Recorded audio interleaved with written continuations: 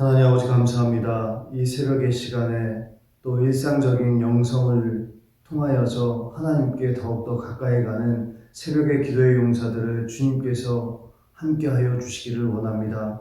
힘들고 곤고한 날에, 어려운 날에 하나님만을 바라볼 수 있는 믿음을 허락하여 주시고 내 안에서 살아서 역사하시는 그 말씀이 우리의 기준이 될 수 있도록 하나님 인도하여 주옵소서. 특별히 하나님 이 새벽의 자리는 예배의 자리이며 또한 기도의 자리입니다. 뜨겁게 하나님께 영과 진리로 예배드릴 수 있도록 인도하여 주시고 또한 뜨겁게 하나님 앞에 무릎 꿇고 기도하는 자리가 될 수 있도록 인도하여 주셔서 이 새벽의 영성을 통하여서 하나님과 매일매일 동행하는 새벽의 기도의 용사들 다 될 수 있도록 인도하여 주옵소서. 오늘도 말씀을 깨닫는 지혜와 응답받는 기도의 은총의 시간이 되길 원하오며 예수 그리스도의 이름으로 간절히 기도하옵나이다. 아멘. 찬송가 199장 찬송하겠습니다.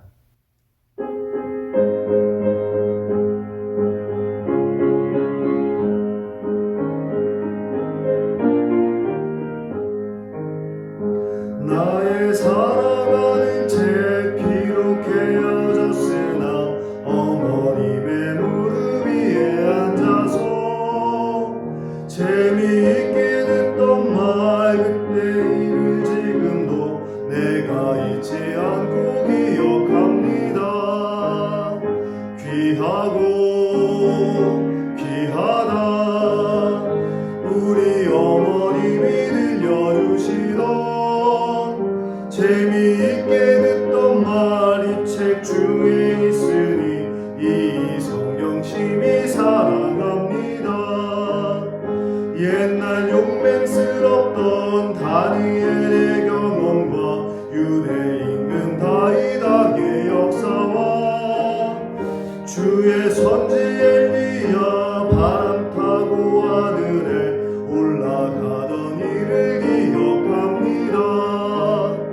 귀하고 귀하다 우리 어머님이 들려주시던 재미있게 듣던 말이 책 중에 있으니 이 성경 심히 사랑합니다. 예수 세상 계실 때 많은 고난 당하고 십자가에 달려 죽임 당할 때 어머니가 읽으며 눈물 많이 흘린 거 지금까지 내가 기억합니다. 귀하고 귀하다 우리 어머니가 들려주시던 재미있게 듣던 말이 책 중에 있으니 이 성경 심히 사랑합니다. 그때 일은 지나고 나의 눈에 환하고 어머니의 말씀 기억하면서 나도 시시때때로 성경 말씀 읽으며 주의 뜻을 따라 살려 합니다. 귀하고 귀하다 우리 어머니가 들려주시던 재미있게 듣던 말이 책 중에 있으니 이 성경 심히 사랑합니다. 오늘 저희들에게 주신 하나님의 말씀은 누가복음 2장 41절에서 52절까지 말씀입니다. 우리 다 함께 한 목소리로 봉독하겠습니다.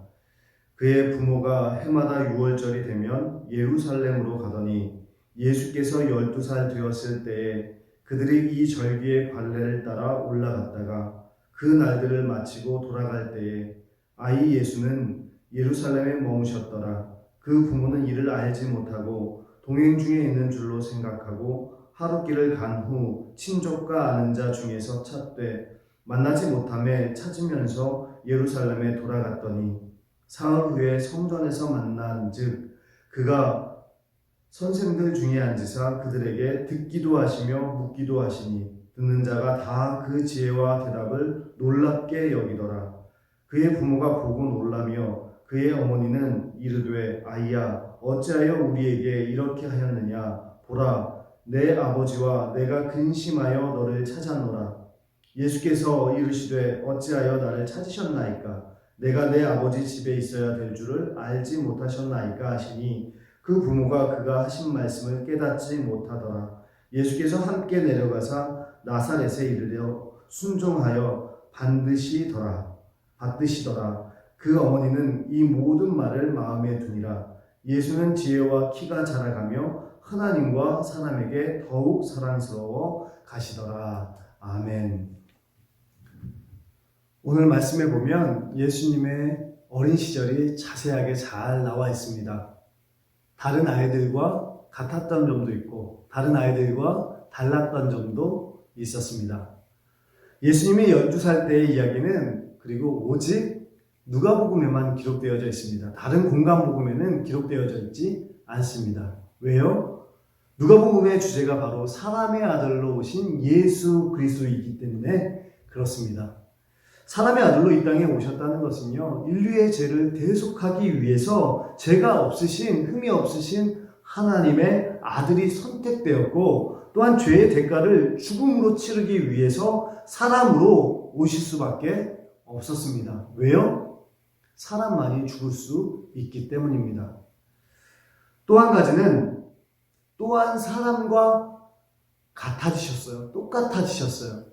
저와 여러분이 겪었던 것처럼 인생의 아픔, 또한 슬픔, 또한 즐거움, 이 희노애락을 몸소 하나님의 아들인 예수님께서 다 겪으셨다는 사실입니다.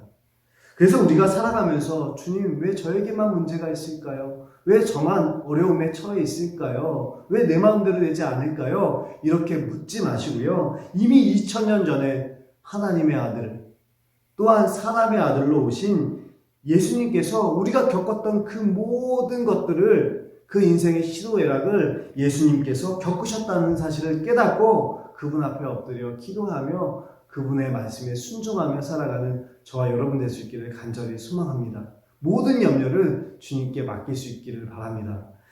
예수님이 다른 아이들과 같았던 점들이 있어요. 오늘 성경에 보니까 예수님의 육체가 성장하는 장면이 이렇게 나와 있습니다. 오늘 본문 말씀 40절 말씀에 보면 아이가 자라며 강하여지고 지혜가 충만하며 이렇게 나와 있습니다. 그러니까 육체적으로 성장했다는 거예요. 12살에서 갑자기 30살로 점프하면서 공생의 활동을 시작하신 것이 아니라는 것입니다.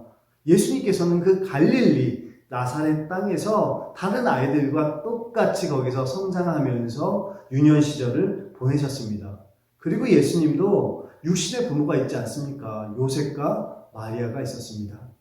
그러면 더 중요한 것은 예수님의 그 유년 시절 가운데 다른 사람들과 달랐던 점은 무엇이 있었을까요?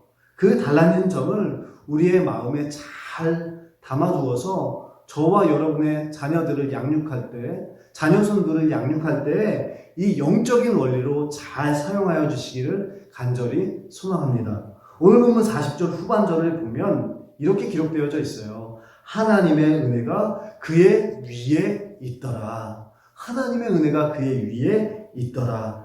이것이 첫 번째 다른 사람들과 다른 점이었습니다. 오늘 본문 말씀을 이렇게 쉬운 성경으로 풀이해 놓은 게 있어요. 어떻게 풀이했냐면 하나님, 내 힘으로 내 자녀는 어떻게 할 수가 없습니다. 그러니까 하나님이 내 자녀를 지켜 주옵소서. 여러분, 이런 고백이 부모에게 있었다는 거예요. 사랑하는 성도 여러분, 자녀에게 학벌과 또한 돈이 필요한 것이 아닙니다. 우리의 자녀들에게 진짜 필요한 것은 은혜입니다.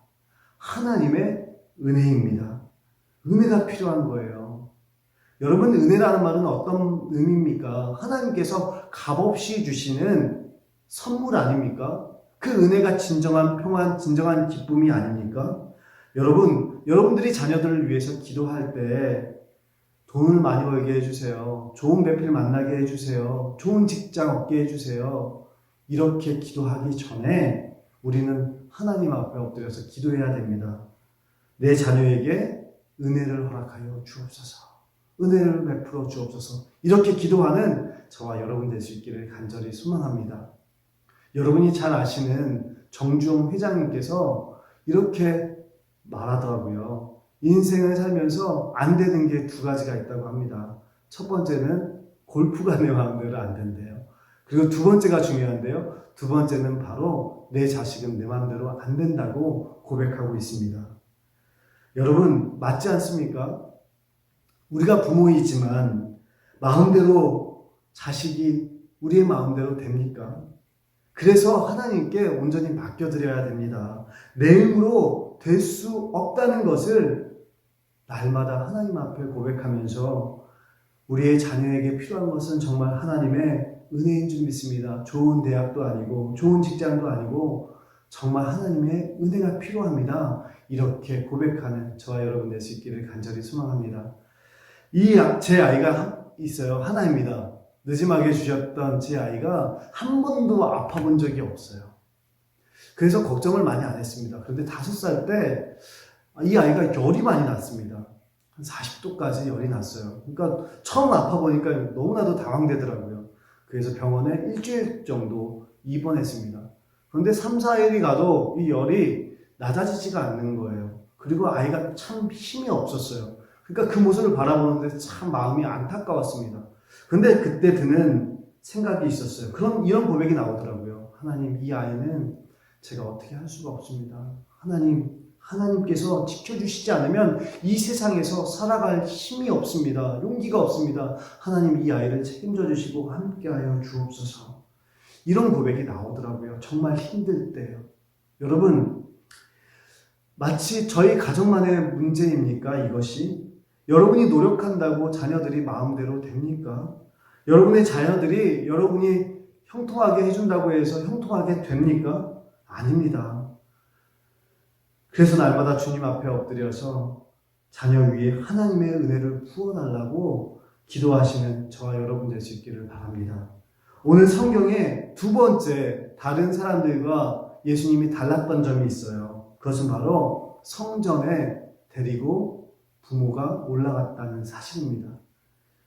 42절 말씀을 다 같이 한번 볼까요? 예수께서 12살 되었을 때에 그들이 이 절기의 관례를 따라 올라갔다가 이렇게 기록되어져 있어요. 41절에서 또 나와 있습니다. 해마다 6월절이 되면 예루살렘으로 가더니 예수님께서 12살 이전에는 요셉과 마리아만 부모들만 성전에 올라갔단 말이죠. 그런데 12살이 되었을 때 데리고 올라갔다고 기록되어져 있습니다. 12살이 되면 유대인들은요, 내 아들은 율법의 아들이라고 여기면서 그 율법에 관한 규례들을 이렇게 잘 가르치고 성전에 데리고 올라갔다고 합니다. 사랑하는 성도 여러분, 어렸을 때부터 성전에 올라가는 법을 여러분들이 가르치셔야 됩니다. 나이가 들었을 때 데리고 가는 것은요, 그냥 질질 끌고 가는 것입니다. 그런데 어렸을 때 조금만 달래면 되잖아요. 맛있는 거 사줄게. 엄마랑 한번 새벽기도 한번 가보자. 그리고 또한 특별 새벽기도에 한번 가보자. 주일 예배는 너무나도 소중한 거란다. 그러면서 아이들을 타일릴 수 있잖아요. 그리고 무의식 중에 이 아이들은 신앙이 들어갑니다. 예수님을 인격적으로 또한 만나는 길이 또한 넓어집니다. 이 아이들을 성전으로 데리고 올라가셔야 됩니다. 여러분, 그런데 이 아이들이 자라가지고 고등학생이 되고 대학생이 되잖아요. 그러면 타이른다고 됩니까? 안 됩니다. 그러니까 어렸을 때 그 무의식 중에 그 신앙을 심겨 주어야 됩니다. 그리고 성전에 데리고 올라가셔야 됩니다. 그래야 무의식 속에 그 성전과 또한 신앙이 심기어집니다. 또한 성전에 데리고 올라가면 앞으로 살아갈 때 우리 아이들이 얼마나 힘듭니까? 세상 속에서요. 어려운 일을 만나거나 또한 구덩이에 빠질 때 요셉과 같이 하나님의 손을 잡고 그 구덩이에서 나오게 됩니다. 그리고 역전의 삶을 살게 됩니다. 그리고 힘들고 공부한 날에 어디를 찾아갈까요? 성전을 찾아가고 교회를 찾아가고 하나님을 찾아갈 줄로 믿습니다. 그래서 저는요, 그 말씀을 믿어요. 어렸을 때 그 신앙이 너무나도 중요하다는 사실을 저는 믿습니다. 제가 5살, 6살 때 어머님이 기도원에 이렇게 자주 올라가셨어요. 혼자 올라가시기가 참 무서우시니까 밤에 기도하러 올라가실 때 저를 데리고 왔는데 참 그렇게 힘이 되었다고 합니다. 든든했대요. 5살 된 제가요. 근데 5살, 6살 때 그 기억이 저한테는 있어요. 엄마가 딸기 우유를 사주면서 자, 같이 올라가자. 그리고 거기서 어머니가 눈물을 흘리면서 기도했던 그 모습들이 자꾸 생각이 납니다. 그 무의식 중에 그게 생겨나는 거예요. 영적인 것도 똑같지 않습니까? 어렸을 때 부모님을 따라다녔던 그 영적인 것이 공부하고 힘들고 어려울 때 다시 한번 하나님을 찾게 되는 비결인 줄 믿습니다. 그래서 저와 여러분들은 자녀들을 양육할 때 성전으로 데리고 올라갈 수 있는 부모들이 되기를 간절히 소망합니다. 오늘 본문 말씀 44절을 한번 보시겠습니다. 44절입니다. 동행 중에 있는 줄로 생각하고 하룻길을 간 후 친족과 아는 자 중에 찾되. 그러니까 이 말은 뭐냐면 유월절이 다 끝났습니다. 그리고 성전 안에 100만 명이 예루살렘 성전 안에 모였던 거예요. 그래서 자식을 그때 어떻게 챙깁니까? 수많은 인파들이 있는데요. 당연히 이 아들이 따라오겠지 하고 집으로 요셉과 마리아가 돌아갔어요. 그런데 12살짜리 예수님이 사라진 것입니다. 그런데 사라진 것이 아니죠. 예루살렘 성전에서 율법 학자들과 같이 대화했어요. 듣기도 하고 말하기도 하고 그들이 놀랍게 여겼대요. 근데 여기서 중요한 교훈이 있습니다. 나이가 차고 또한 율법의 아들이 되는 순간에 이 아들을 떠나 보내셔야 합니다. 왜 우리 가정 안에 자녀들이 마마보이가 그렇게 많고 또한 부모님들이 자녀들을 왜 이렇게 집착하게 됩니까? 그리고 자기의 야망을 왜 우리의 자녀들에게 투영하게 됩니까? 그것은 바로 하나님께 온전히 맡기지 못해서 그런 겁니다.